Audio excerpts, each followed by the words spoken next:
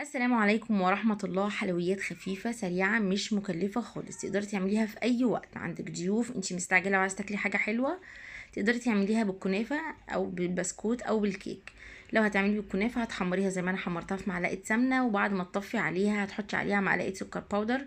مش هينفع أحط طبعا سيرب أو شربات علشان مش عايزاها تمسك في بعضها.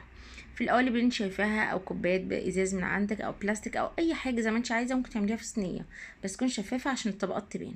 حطيت الكنافه وهبدا احط كريم شانتيه انا مقسماه ابيض وبني او شوكولاته، واحطهم بكيسهم زي ما هو كده وابدا ازوق. ممكن ابدل كده الكريم شانتيه بكاستر او بيستري كريم. احط طبقه وطبقه، ممكن كريم شانتيه بالكراميل، ممكن حاجات كتير زي ما انا عايزه، ونحط جيلي من فوق ممكن. وابدا ارص طبقاتي زي ما انتوا شايفين. خلصتها وحطيتها على الوش شويه نسكويك كده بالمصفى، والقالب الشوكولاته اللي من